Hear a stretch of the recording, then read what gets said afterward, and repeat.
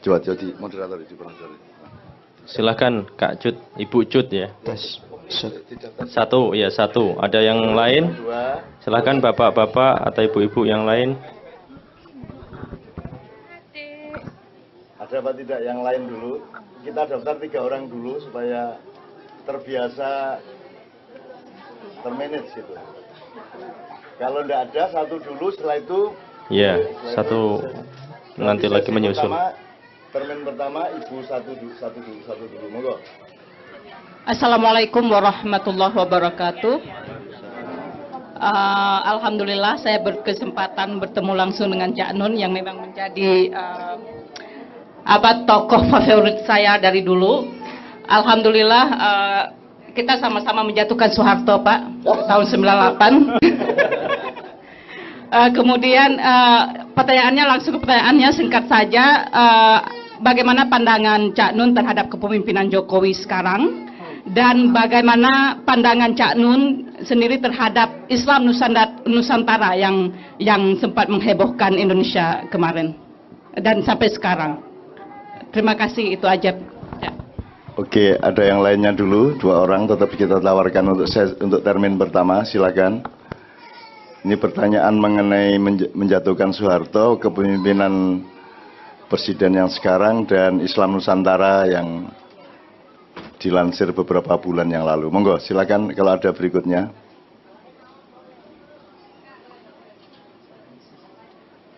Mbak, Mas, silakan Mas. Di depan barangkali ya, ada sesuatu. Monggo Mas, diomongin aja. Kita enak-enak kayak ngobrol di warung, jangan resmi.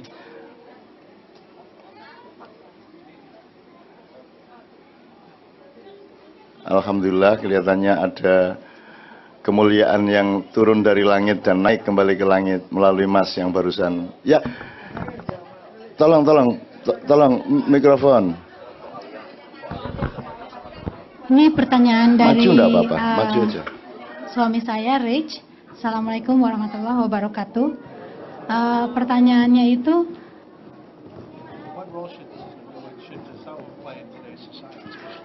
apa peran tasawuf dalam today's society, terutama di Indonesia? Sangat bagus pertanyaannya, dan itu lebih bagus lagi karena muncul dari masyarakat yang selama ini citranya seolah-olah di luar Islam. Nah, beliau ini, Pak Rich ini memasuki Islam tidak hanya syar'inya tetapi juga sekaligus batiniahnya. Nanti kita omong bareng-bareng sedikit. Saya masih beri kesempatan barangkali yang ketiga. Ya Mas. Assalamualaikum warahmatullahi wabarakatuh. Ini senang banget bisa langsung ketemu favorit selama di Indonesia dan di sini. Pertanyaan saya begini, Cak Nun. Bagaimana pandangan Cak Nun terhadap ISIS ini sekarang? Karena kita sebagai umat Muslim di Philadelphia itu merasa agak nggak enak karena umat Muslim di dunia itu memandang kita di sini sebagai kaum radikal gitu. Bagaimana pandangan ISIS itu yang sebenarnya menurut Cak Nun? Amin. Oke, bismillah, saya coba respon, tapi jangan marah sama respon saya yang mungkin tidak tepat amat seperti yang Anda kehendaki, karena orang yang bertanya selalu sudah punya jawabannya. Jadi yang pertama, soal kepemimpinan Jokowi menurut saya tidak usah dipikirin. Sudahlah, kerja keras, sayangi anak, jadi orang yang baik ya. Sebab kalau Anda mau ngomong pemerintahan Indonesia, Anda tidak punya data. Anda cuma dengar-dengar di Facebook, di Twitter, di koran, yang semua itu tidak bisa dipertanggungjawabkan. Saya kalau disuruh menyalahkan, itu dataku oke banget. Dan kalau saya menyalahkan itu dengan data-data, itu tidak menambah kemaslahatan, tidak menyembuhkan apa-apa, mek nambahi wong ngelundase. Jadi menurut saya, mbok sudah, ndak usah dipikirin itu. Wong Anda sudah jauh-jauh ke sini itu karena memang belum benar di Indonesia. Sampai Anda ke sini gitu loh. Kalau benar kan ndak mungkin ke sini, wong Indonesia negara paling kaya segala-galanya. Ada manajemen yang salah, ya. Ini bisa complicated. kalau dijelaskan, maka sampai rakyatnya terlempar-lempar ke seluruh permukaan bumi. Nah, manajemen yang salah ini kalau memang mau diomongin, ayo berhenti kerja, bikin lembaga penelitian benar-benar, saya kasih data sungguh-sungguh. Karena data yang benar-benar itu tidak pernah ada di koran, tidak pernah ada di televisi. Dan kalau Anda mendengarkan CNN atau media-media massa internasional, mereka semua sudah difilter berdasarkan kepentingan mereka, kebutuhan mereka. Jadi sudahlah Bu, saya sama Mbak Novia ini nyuwun sewu sudah 16 tahun tidak langganan koran dan tidak nonton TV Indonesia. Karena saya tahu yang sebenarnya bagaimana. Saya tidak mau mubazir nontok-nontok jamaah ngene-ngene kesel uripku. Jadi di rumah saya tidak ada koran dan tidak ada TV Indonesia. Saya cuma pakai TV kabel khusus untuk studinya anak-anak misalnya National Geographic gitu ya. Terus apa satunya Mbak Fia? Pokoknya yang sifatnya studi, penelitian dan data, fakta ya. Kalau saya nontonnya adalah UFC, kickboxing dan tinju. Saya apal semua pemain UFC Amerika, Brazil dan lain sebagainya. Dan itu yang saya tonton, tanya Mbak Fia. Tiap hari saya nonton itu karena saya ingin berzikir bahwa masih ada orang yang sportif, ada orang yang berani berhadapan-hadapan. Tonjok-tonjok, gelimbang-gelimbang, jelas sing salah sopo, sing kalah sopo, sing menang sopo. Sebab kalau Anda nonton koran, itu semua bukan seperti yang sebenarnya. Kalau Anda nonton TV, berita-berita, atau apalagi yang tainment itu semua bukan manusia yang bertanggung jawab. Sebab kalau di UFC nggak bisa pura-pura. Ya, nggak bisa pura. Anda gulatnya pakai Roman, atau Anda pakai Jiu-Jitsu Brazil, atau itu jelas. Sing kalah sapa sing menjadi di situ jantan. Kalau di Facebook Anda dilatih untuk jadi pengecut. Coba Anda bisa ngomong apa saja dan tidak bisa dipukulin orang. Anda bisa sembunyi kapan saja dan Anda bisa bikin akun yang palsu. Jadi kalau saya shortcut, Bu, ayo kita pilih kehidupan yang sportif. Gitu. Maksudnya sportif itu gini. Yang baik itu sering ketemu. Ketok muwajah, bertatapan wajah satu sama lain. Sebab kalau kita ketemu gini, peluang untuk bohong itu dikit. Karena kelihatan matanya, kelihatan wajahnya. Tapi kalau di Facebook itu ngentut tidak masalah. Betul enggak, Bu? Dan tidak dimarahin orang. Tidak dimarahin itu artinya tidak bisa ditemukan Anda. Jadi kalau internet itu bagus untuk membantu komunikasi, tapi sangat buruk untuk pembangunan mental manusia. Karena kalau agama itu tujuannya cuma satu, mendidik manusia untuk mampu mengendalikan diri. Betul tidak? Jadi kenapa Anda sholat 5 waktu? Supaya Anda setiap kali punya ritme untuk mengendalikan dirimu. Ayo bangun, ayo wudhu, ayo sholat, ayo berhenti, ayo terus. Itu kan seperti militer. Sementara kalau internet pekerjaannya adalah memberi peluang kepada Anda untuk melampiaskan. Betul enggak? Terus gak ada direm, wis ngomong apa ae wis. Bohong enggak, ngomong apa iso. Jadi tolong ambil kuncinya. Jangan memasuki suatu sistem atau suatu keadaan yang membuat Anda melampiaskan. Tapi dekat-dekatlah dengan sesama sahabat yang membuat Anda mengendalikan. Karena Islam itu mengendalikan, kalau internet itu melampiaskan. Padahal hidup itu kan kudu pinter ngegas, kudu pinter ngerem. Nah sekarang kalau Anda di internet tidak ada rime. Betul enggak? Di Facebook tidak ada remnya. Nanti suatu hari akan ada aplikasi di mana Anda terpaksa harus ngerem. Karena akan kelihatan Anda benar apa tidak di dalam aplikasi itu. Tapi itu kapan-kapan. Gitu ya Mbak ya. Nah, kalau soal pemerintahan, Anda apa maunya? Mau rasan-rasan apa mau beneran studi? Nek beneran studi punya waktu kok? Nggak punya toh? Punya waktu bener untuk mempelajari. Sekarang sampean sudah tahu. Awalnya dulu ketika awal kampanye maunya Jokowi itu bagaimana? ekonominya sudah tahu faktanya. Sudah tahu. Mandu. Nah, jangan baca di koran. Nggak bisa. Saya waktu ke sini mau bawa semua itu, tanya Mbak Via, tapi semene, Pak. Jadi saya punya datanya semua, yang Prabowo, yang Jokowi, yang di belakang Prabowo, yang di belakang Jokowi, sampai taipan-taipan nasional, internasional, regional. Dan semua yang Anda ketahui lewat koran-koran itu wis ojo diwaca iku taek iku. Ambune entut iku. Ngerti baunya entut, Bu?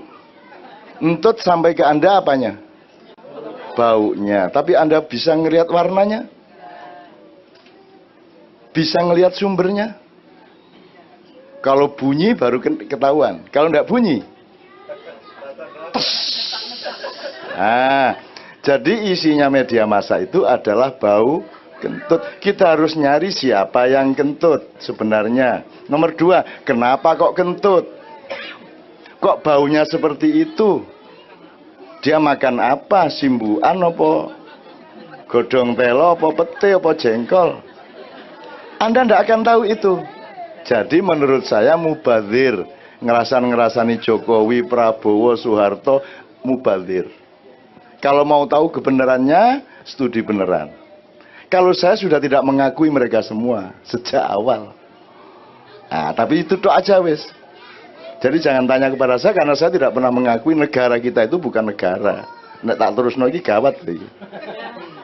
Negara itu nggak kayak gitu. Pemerintah itu nggak kayak gitu. Presiden itu nggak kayak gitu. Jadi mau Jokowi mau siapa aja selama masih seperti itu saya tidak akui. Tapi saya taat kepada hukumnya. Saya penduduk Indonesia. Itu ya Mbak ya. Tapi belum tentu warga negara Indonesia. Meskipun secara resmi saya punya KTP dan paspor. Sebab beda, itu kan penduduk. Di sini ada citizen, ada nationality. Kalau penduduk, yang penting saya tinggal di situ, saya tidak melanggar aturan, selesai. Tapi kalau warga negara berarti kan warga dari negara. Betul enggak? Jamaah masjid. Kalau jamaah masjid, si jamaah harus tahu masjidnya itu bagaimana kan gitu. Baru dia jadi jamaah. Nah, warga juga harus ngecek negaranya bagaimana, baru dia cari warganya. Negaranya gorong bener kok dadi wargane. Bahwa ada administrasi, paspor, green card dan seterusnya itu administrasi, tapi hakikatnya sebenarnya belum negara dia. Makanya nek dipelajari ngeluh dhewe sampean. Nama Indonesia harus dipelajari, itu sak buku gede, kok Indonesia. Itu ya Mbak ya, oke. Jadi intinya menurut saya, Mbak nggak usah dipikirin, nggak usah rasan-rasanan soal gitu. Itu ngerasani anu aja, ngerasani keindahannya Allah, apa, menangisi Rasulullah gitu-gitu aja menurut saya. Oke, nomor 2 soal Islam Nusantara. Itu juga ambuntut sementara, Bu. Ya, itu nanti akan hilang. Itu orang Indonesia itu kan suka bendera. Suka label, suka simbol. Oh bayangkan, ada gempa terus ada kelompok datang menolong gempa pakai bendera kok. Peduli korban gempa gitu loh. Mbak sudah dilakukan aja. Nah orang Indonesia itu akhirnya melakukannya tidak penting, yang penting benderanya, betul enggak? Ini di semua hal. Kalau ngomong politik, bedanya apa sih? Demokrat sama PDIP sama PKS sama PKB sama semua, bedanya apa? Semua ngomongnya sama, bilangnya mau mengabdi kepada rakyat, mau membuat pembangunan yang adil dan sejahtera, betul tak? Semua ngomongnya sama, yang beda cuma satu, benderanya. Nah kalau memang sama mbok sudah bareng saja. Loh kalau ayam sama kambing benar-benar beda. Gitu loh. Kalau yang di Indonesia kan gambarnya kambing. Yang sana gambarnya lembu, yang sana gambarnya tikus umpamanya. Ternyata tikus itu dalamnya kelinci, ternyata yang lembu dalamnya musang. Nggak bisa. Jadi Anda jangan percaya sama simbol. Biasanya orang bikin simbol dan organisasi untuk kepentingan-kepentingan tertentu. Jadi Bu, saya senang dengan pertanyaan itu, tapi jangan terganggu dong soal itu. Itu kan asal-usulnya kan soal kiroah pakai lagu Jawa di Istiqlal itu. Loh, saya sudah melakukannya berpuluh-puluh tahun yang lalu, biar gak masalah, lagu kan Jawa kan Arab. Bentar, biar saya jelasin ini apa. Jadi habis ini sampai interupsi tidak masalah. Jadi ngaji itu yang penting apanya, Bu? Makhrajnya atau lafadznya, tajwidnya bener. Tidak harus pakai lagu juga tidak apa-apa, asal tidak melanggar lafadz dan tajwid, itu selesai.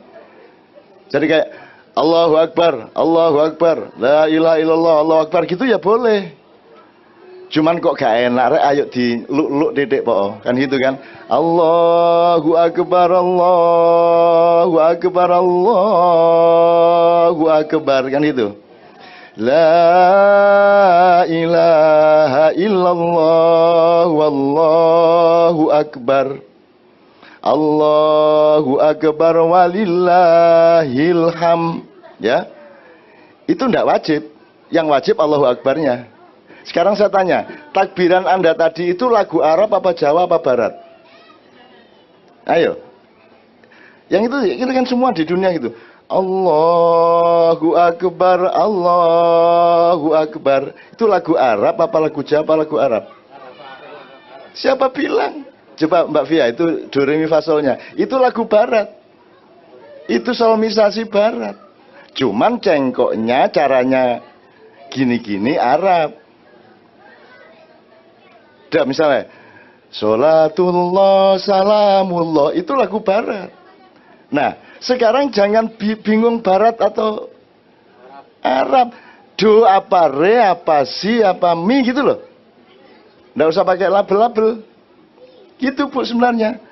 Misalnya Allahumma arhamna bil Quran, itu lagu Barat. Mulane nek kate ngurus apa-apa, paham sih. Ini yang berdebat soal Islam Nusantara iki sing menyerang ndak paham, sing diserang yo gak paham. Jadi kita bertengkar, mempertengkarkan hantu yang sama-sama nggak bisa dilihat, gitu loh.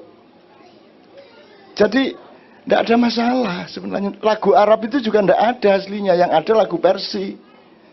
Jadi yang disebut misalnya ada Bismillahirrahmanirrahim, Bayati ya. Alif Lam Mim ya. Dzalikal kitabul la raiba fihi hudal lil muttaqin. Itu bukan lagu asli Arab. Itu transformasi dari Persia, dari Mesir, dari Turki, dari Afrika juga. Yang datang di zaman Sayyidina Umar, bikin pembangunan, tukang-tukangnya dari negara-negara sekitar, pas nutuk boto, itu rengeng-rengeng, terus mandore takon, kok enak kon olehmu rengeng-rengeng, langgi ngeten iki tentu sedasa kula. Jajal digaya adzan, Allahu Akbar, Allahu Akbar. Itu lagu Persia aslinya. Tapi orang Arab ndak ngerti, disangka lagu Arab. Terus tak podo gak ngerti niku meneng wae rukuno mangan bareng. Mari ngono main remi. Gitu loh. Ojo gelut ae po, okon niku padha-padha gobloke. Selamat datang Pak Aliang dan teman-teman dari gereja. Tepuk tangan untuk mereka. Gitu ya Mbak ya. Jadi menurut saya, ayo dijadikan semua yang membingungkan itu menjadi kenikmatan. Untuk menyadari bahwa kita tuh nggak tahu. Saling nggak tahu. Dari yang soal Islam Nusantara, wong ngono kok Islam Nusantara sih, Rek. Lan ya ndak apa-apa Islam Nusantara. Wong ada Islam NU, Islam Muhammadiyah, Islam Syiah, Islam Sunni gak masalah. Saiki Islam Philadelphia ya ndak masalah. Nggak ada masalah. Apa toh? Ya sebuah nama gitu ya. Nanti saya kasih kesempatan sampean ya Mbak ya. Belum lagi nanti bertengkar soal masuk surga atau masuk neraka. Siapa di antara Anda yang yakin masuk surga? Yang pasti. Nek yakin kabeh. Sing pasti. Signed ya, confirm masuk surga. Angkat tangan. Siapa yang di antara Anda confirm pasti doanya dikabulkan? Ada? Lah iya, ndak tahu kita. Jadi juga jangan bilang doanya tidak dikabulkan. Wes to gak ero kene iki dikabulkan apa tidak, itu yang tahu hanya Allah lah. Kita kok bertengkar itu loh.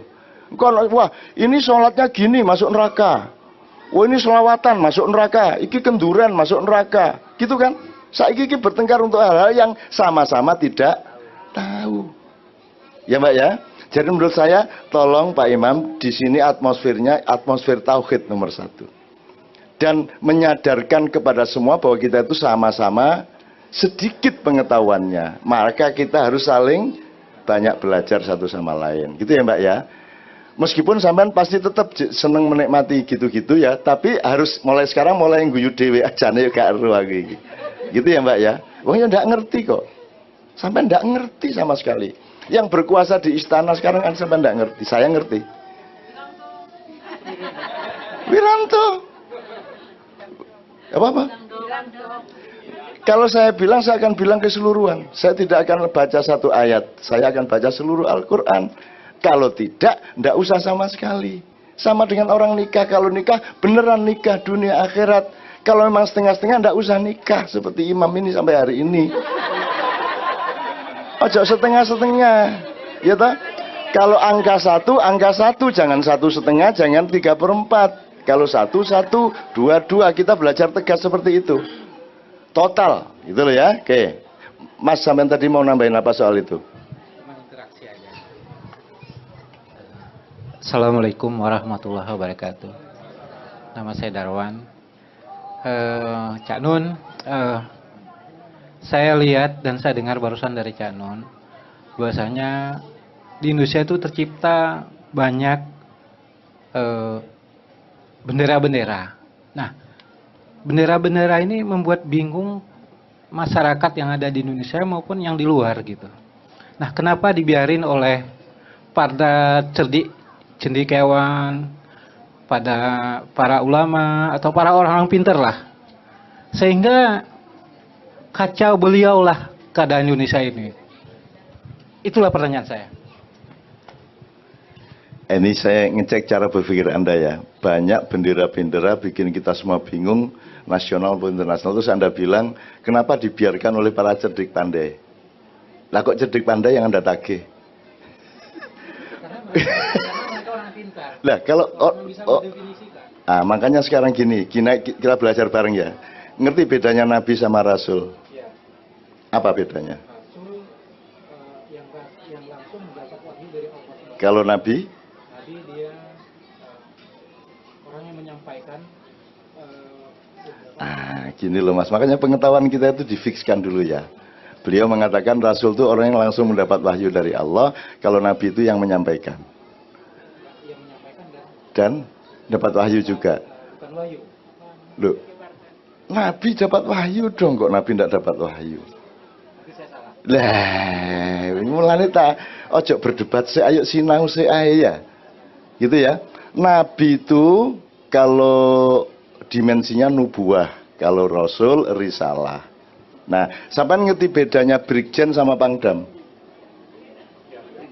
Brigjen pangkatnya, Pangdam jabatannya. Nabi itu pangkatnya, Rasul itu jabatannya. Nabi itu diberi ilmu, ilham, karomah sampai wahyu, tapi dia tidak diwajibkan dan tidak punya otoritas, tidak punya sertifikasi untuk menyampaikan ke orang.